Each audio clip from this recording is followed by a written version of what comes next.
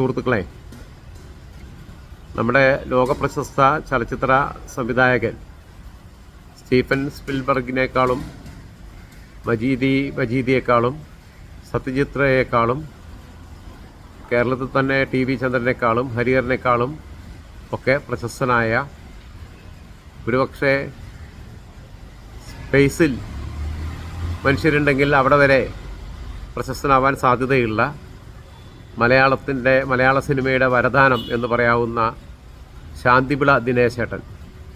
ശാന്തി എത്രത്തോളം ഉണ്ടെന്ന് എനിക്കറിയില്ല, വിളവും അദ്ദേഹത്തിൻ്റെ സിനിമയ്ക്ക് എത്രത്തോളം കിട്ടിയെന്ന് എനിക്കറിയില്ല. എന്തായാലും ദിനേശേട്ടൻ എനിക്കെതിരെ കഴിഞ്ഞ ദിവസം ഒരു പോസ്റ്റ് ഇട്ടിട്ടുണ്ട്. അപ്പോൾ ഏകദേശം 3-4 മാസം മുമ്പ് ഞാനിട്ടൊരു പോസ്റ്റുമായി ബന്ധപ്പെട്ട് പുള്ളി ചില ചാനലുകൾക്ക് ചില ബൈറ്റുകൾ കൊടുത്തപ്പോൾ എന്നെക്കുറിച്ച് ചില പരാമർശങ്ങൾ നടത്തി. ഞാനതിന് മറുപടി ആയിട്ടൊരു 10 മിനിറ്റ് നേരത്തെ ഒരു പോസ്റ്റ് ഇട്ടു. പുള്ളി അപ്പോഴത്തേക്ക് ആകെ വയലൻ്റായി. പുള്ളി എൻ്റെ ഗൾഫിലുള്ള സുഹൃത്തുക്കളെ വരെ വിളിച്ചിട്ട് ഞാൻ അവനെ അങ്ങനെ ആക്കും ഇങ്ങനെ ആക്കും എന്നൊക്കെ പറഞ്ഞൊക്കെ കുറേ സംസാരിച്ച് അവരൊക്കെ പറഞ്ഞൊന്ന് വിളിച്ച് സോൾവ് ഇയാൾ പാവമാണ് എന്നൊക്കെ പറഞ്ഞ് അങ്ങനെ സംസാരിച്ച് ഞാൻ രാത്രി ഒരു 1 മണിക്കാണ് വിളിച്ചത്. പുള്ളി പറഞ്ഞു രാത്രി 10 മണി കഴിഞ്ഞാൽ പിന്നെ ഫോണൊന്നും എടുക്കാറില്ല എന്ന് പറഞ്ഞു. ഞാൻ 2 അടിച്ചിട്ടുണ്ടായിരുന്നു. ഞാൻ വിളിച്ചു, എനിക്കെന്ത് 10 മണി 12 മണി. ഞാൻ വിളിച്ചു പുള്ളിയായിട്ട് കുറേ നേരം സംസാരിച്ചു. പിറ്റേന്ന് പുള്ളി ഒരു 1.5 മണിക്കൂർ നേരം എനിക്കെതിരെ ഒരു സ്റ്റോറി ചെയ്തു. ചീത്തയൊന്നും വിളിച്ചില്ല, കുറേ കാര്യങ്ങൾ പറഞ്ഞ് ചെയ്തു. ഇനി ഞാൻ രാധനെതിരെ ഒന്നും ചെയ്യില്ല എന്ന് അതിനകത്ത് പറയുകയും ചെയ്തു. ഇനി ഞാൻ രാധനെക്കുറിച്ചൊന്നും പറയില്ല എന്ന്. പക്ഷേ അത് പുള്ളി വയലേറ്റ് ചെയ്ത് പുള്ളി വീണ്ടും എന്നെക്കുറിച്ച് പറഞ്ഞു. ഞാൻ പുള്ളിയെക്കുറിച്ച് പിന്നീടൊന്നും പറയാൻ പോയിട്ടില്ല. ഞാൻ പറയേണ്ടെന്ന് കരുതിയതാണ്. പക്ഷേ ഇന്നിപ്പോൾ ഇത് കണ്ടപ്പോൾ എനിക്ക് പറയാതിരിക്കാൻ വയ്യ. സംഭവം ഇതാണ് സ്ഥിതി.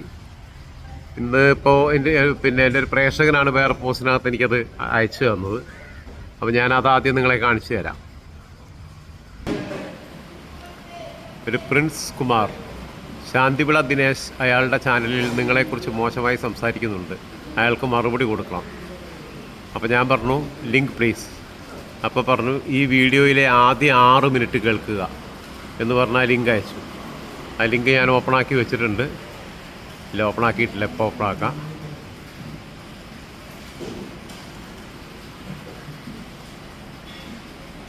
ഇതാണ് സംഭവം. സിത്താരയ്ക്കും അശ്വതിക്കും ഇല്ലാത്ത കഴപ്പായി ഇവന്മാർക്ക്. കഴപ്പ് കേട്ടോ, മലയാള സാഹിത്യത്തിൻ്റെ ഏറ്റവും ഉത്കൃഷ്ടമായ പദങ്ങളിലൊന്നാണ് ഉപയോഗിച്ചിട്ടുള്ളത്, കഴപ്പ്. ഒരു വോയിസ് എന്താ വരുന്നില്ലേ? ഒരിക്കൽ കൂടി സ്വാഗതം. ഞാൻ നിങ്ങളുടെ ശാന്തിവിള ദിനേശ്. ആരുടെ? പ്രശസ്ത കവി ബാലചന്ദ്രൻ ചുള്ളിക്കാട് അദ്ദേഹത്തിന്റെ ഫേസ്ബുക്കിൽ കുറിച്ച ഒരു പോസ്റ്റ് വായിച്ചു. തോന്നിവാസി എന്നാണ് എൻ്റെ ടൈറ്റിൽ. MG വാസുദേവൻ നായർ അദ്ദേഹത്തിന് തോന്നിയ പോലെ ജീവിച്ചു. അദ്ദേഹത്തിന് തോന്നുന്നതൊക്കെ തോന്നിയ പോലെ എഴുതി, തോന്നിയ പോലെയൊക്കെ സിനിമ ഉണ്ടാക്കി, തോന്നിയതൊക്കെ ചെയ്തു പറഞ്ഞു. അദ്ദേഹത്തിന്റെ രചനകൾ ഇഷ്ടപ്പെട്ട വായനക്കാർ സ്വന്തം സന്തോഷത്തിന് വേണ്ടി അദ്ദേഹത്തിന്റെ പുസ്തകങ്ങൾ വാങ്ങിച്ചു, വായിച്ചു, അദ്ദേഹത്തിന്റെ സിനിമകൾ കണ്ടു. അങ്ങനെ അദ്ദേഹം സമ്പന്നനുമായി.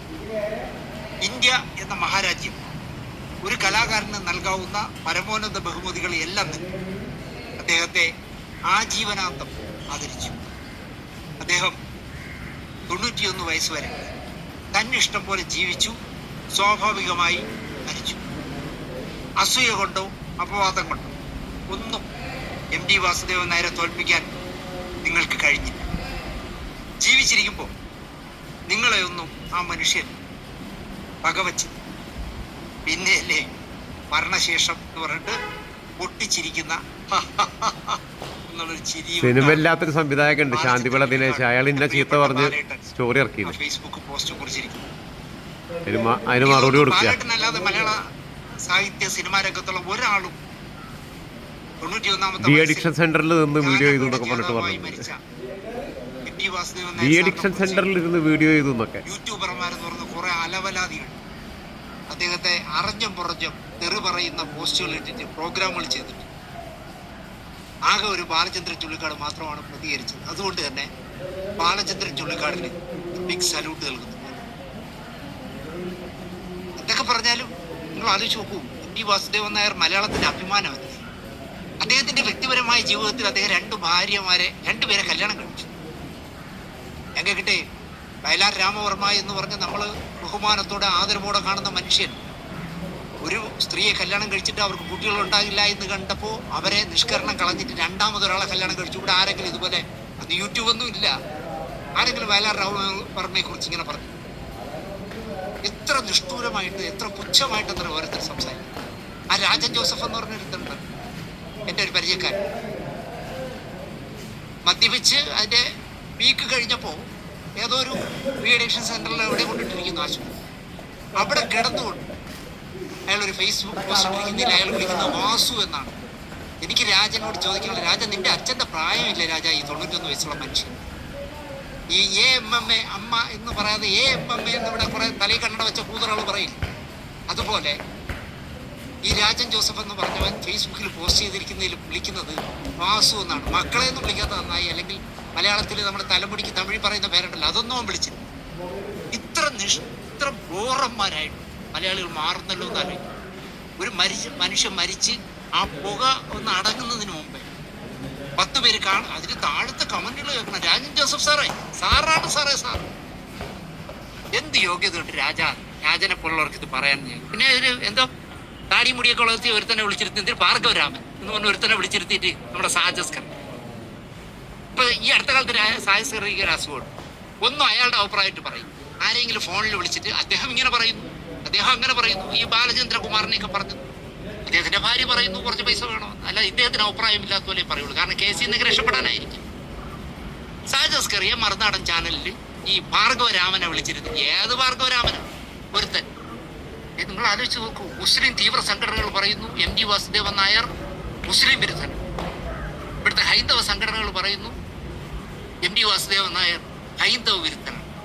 ജീവിച്ചിരിക്കുമ്പോൾ പറയാത്തതിന്റെ മറുപടി കൃത്യമായി കിട്ടിയനാണ്. വാസു സാർ ചിലപ്പോൾ പറയാൻ സാധ്യതയില്ല, പോടാ പുല്ലേ എന്ന് പറഞ്ഞ് കളയും. പക്ഷേ ഒരാൾ മരിച്ച ശേഷം പിന്നെ ഇവിടെ ഒരു ഞഞ്ഞാവിഞ്ഞില്ല തിരുവനന്തപുരത്ത് 24 മണിക്കൂറും വെള്ളം അടിച്ച് കോണിരിഞ്ഞ് ഏത് സമയവും ചാവാവുന്ന, മാസത്തിൽ 15 ദിവസം ICUയിൽ കിടക്കുന്ന അവനും ഒരു എന്തൊക്കെയോ തെറി വിളിക്കുന്നു അയാളെ. ആദ്യ ഭാര്യയെ വഞ്ചിച്ചവൻ, ആദ്യ ഭാര്യയെ പീഡിപ്പിച്ചവൻ എന്നൊക്കെ പറഞ്ഞു. ഇതൊന്നും MT വാസുദേവൻ നായരുടെ രോമത്തിൽ തൊടാൻ കഴിയാത്തവന്മാരാണ് ഇത്തരം ഡയലോഗുകൾ അടിക്കുന്നതെന്ന് ഞാൻ പറഞ്ഞു. കേരളത്തിലായോണ്ടാണ്. തമിഴ്നാട്ടിലായിരുന്നെങ്കിൽ അവൻ്റെയൊക്കെ വീട് അന്വേഷിച്ച് വീഡിയോ കൊടുത്തു. കണ്ണദാസനെ പറ്റി പറയൂ. 3 or 4 പെണ്ണ് കെട്ടിയ ആളാണല്ലോ കണ്ണദാസൻ.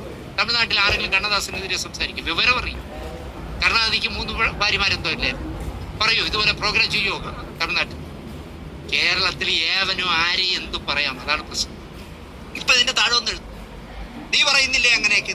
ഞാൻ 100 വട്ടം പറഞ്ഞതാണ്, എന്നെ ഇഷ്ടമില്ലാത്തവർ എൻ്റെ ഈ ചാനൽ കാണരുത്. ബുധനാഴ്ചയും ഞായറാഴ്ചയും കാത്തിരിക്കും കാണാൻ. കണ്ടിട്ട് അതിന്റെ താഴെ വളിച്ച കമന്റുകൾ ഇടാൻ. എന്റെ രോമത്തിൽ തൊടാൻ ഒന്നും കഴിയില്ല. പുല്ലേ മാത്രമെന്ന് വിചാരിക്കുന്ന ആളാണ് ഞാൻ. അതുകൊണ്ട് തന്നെ നീയൊക്കെ ഇതിന്റെ താഴെ വന്ന് എന്ത് എഴുതിയാലും എനിക്ക് പുല്ലേ മാത്രം. പക്ഷേ MT സാറിനെ പോലെ ഒരാളിനെ കുറിച്ച് ഇങ്ങനെ അപഖ്യാതികൾ എഴുതി ആളുകൾ കാണാനുണ്ട് എന്ന് വിചാരിച്ചിട്ട് ചെയ്യരുത്. വളരെ ക്രൂരമായി പോയി എന്ന് പറഞ്ഞു.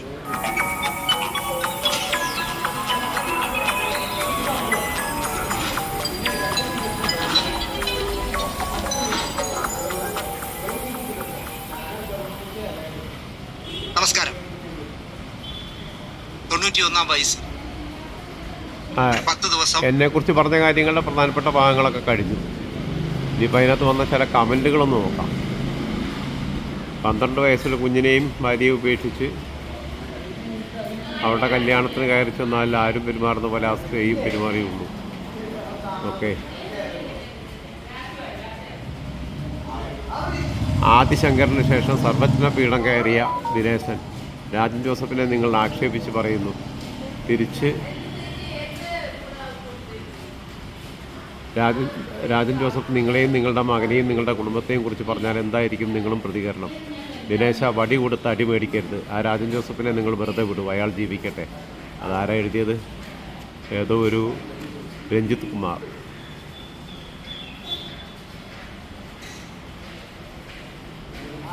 ഇതും പുള്ളിക്കെതിരായിട്ടുള്ള കമൻറ്റ്.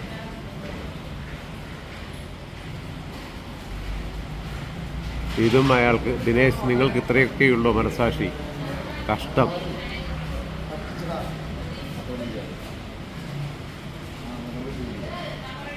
ശാന്തിവിള, ഈ എപ്പിസോഡ് അത്രയ്ക്ക് മികവുറ്റതല്ല. അടുത്തത് മരണം ആരെയും വിശുദ്ധരാക്കുന്നില്ല. അടുത്തത് അതേതൊരു സോമു.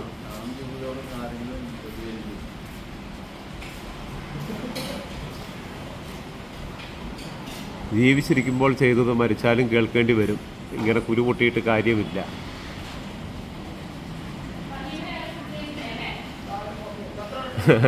അടുത്തത് ബംഗ്ലാവ് ലൗദ റീമേക്ക് ഉണ്ടോ അണ്ണ, ബോക്സ് ഓഫീസ് പൂട്ടാൻ.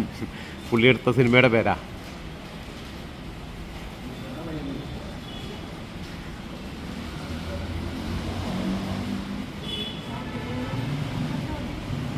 തലക്കെട്ട് എന്തോന്ന് ഭാഷയാണ്. രാവിലെ വർഷം തുടങ്ങുന്നത്.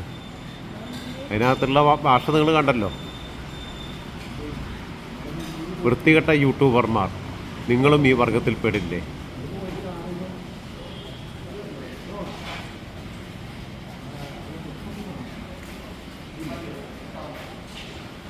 പുതുവർഷത്തിലെങ്കിലും നിന്റെ കുത്തിത്തിരിപ്പൊക്കെ നിർത്തി നല്ലതെന്തെങ്കിലും ചെയ്തുകൂടെ? ട്രിബ്യൂട്ട് ടു ഗ്രേറ്റ് റൈറ്റർ, അത് പോസിറ്റീവായിട്ടുള്ളതാണ്. ഇതും പോസിറ്റീവാണ്.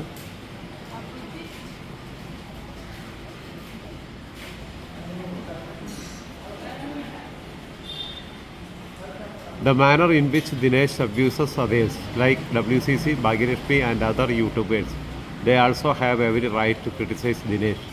Calling WCC people as Kudaragal is a display of Dinesh mindset, attitude and narrow-mindedness. Since MT is famous, he is liable for criticism, and it is natural that the public will look into his personal lives as well. വളരെ കൃത്യമായിട്ടുള്ള സംഭവമാണ്.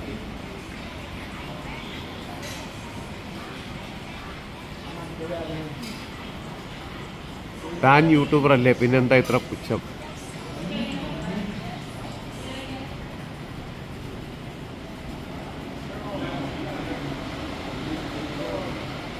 നീ പോ മോനെ ദിനേശ. നന്നായി post.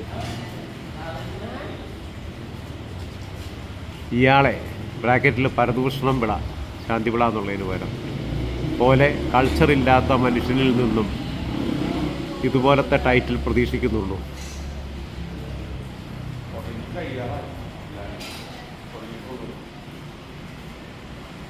പണം പിടിക്കാൻ മലയാളം വായിക്കാൻ പോലും അറിയില്ല.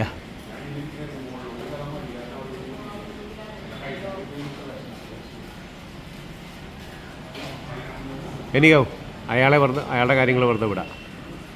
ദിനേശേട്ടൻ പാവം എന്തെങ്കിലുമൊക്കെ ആവട്ടെ. ഞാൻ ആ വിഷയത്തിനകത്ത് കാര്യങ്ങൾ പറഞ്ഞിട്ടുള്ളത് വളരെ കൃത്യമായിട്ട് തന്നെ പറഞ്ഞിട്ടുള്ളത്.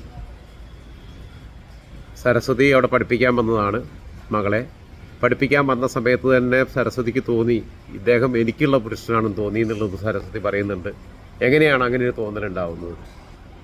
ഭാര്യാസമേതം ജീവിക്കുന്ന ഒരു മനുഷ്യൻ്റെ മകളെ പഠിപ്പിക്കാൻ ചെന്നപ്പോൾ ആദ്യ കാഴ്ചയിൽ തന്നെ ഇദ്ദേഹം എനിക്കുള്ളതാണ് എന്ന് തോന്നുന്നു എന്ന് പറയുമ്പോൾ അദ്ദേഹത്തിൻ്റെ പ്രശസ്തിയിലാണ് കണ്ണ് എന്നുള്ളതാണ്.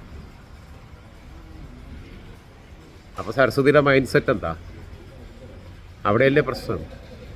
എന്തുകൊണ്ടാണ് സിത്താര എന്ന് വീടിന് പേരിട്ടിട്ടും എനിക്ക് അച്ഛൻ്റെ ഒരു സ്വത്തും വേണ്ട എന്ന് സിത്താര തീരുമാനിക്കുകയും അതെന്ത് വേണമെങ്കിലും ആയിക്കോട്ടെ എന്ന് തീരുമാനിക്കുകയും സിത്താര നല്ല ഹൈ പൊസിഷനിൽ ജോലി ചെയ്യുന്ന ആളാണ്. സിത്താരയ്ക്ക് വേണമെന്നുണ്ടെങ്കിൽ അന്ന് തന്നെ അവിടെ നിന്ന് കയറിയിട്ട് ഫസ്റ്റ് അവൈലബിൾ ഫ്ലൈറ്റിന് ഇവിടെ വരാം, അതിൻ്റെ ഫ്യൂണറൽ ഫംഗ്ഷനിൽ പങ്കെടുക്കാം. എന്തുകൊണ്ട് സിത്താര വന്നില്ല?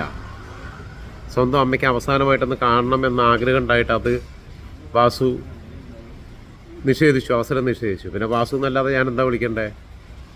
നരേന്ദ്രമോദി ആരെങ്കിലും നരേന്ദ്രമോദി അങ്കിൾ എന്ന് വിളിക്കാറുണ്ടോ? ഡൊണാൾഡ് ട്രംപിനെ ഡൊണാൾഡ് ട്രംപ് മുത്തച്ഛൻ എന്നാണ് ആൾക്കാർ വിളിക്കാറുള്ളത്. അല്ലെങ്കിൽ ശൈലജ ടീച്ചറെ ശൈലജ ആൻറ്റി എന്നാണ് വിളിക്കാറുള്ളത്. അപ്പോൾ സാഹിത്യത്തിനും രാഷ്ട്രീയ ഒ വി വിജയൻ എന്നല്ലേ പറയുക. ഇനി വാസു എന്നുള്ളതിന് പകരം നായർ എന്നുള്ള വാല് പറയാത്തതുകൊണ്ടാണോ ശാന്തിവിള ദിനേശേട്ടനുള്ള പ്രശ്നം എനിക്കറിയില്ല.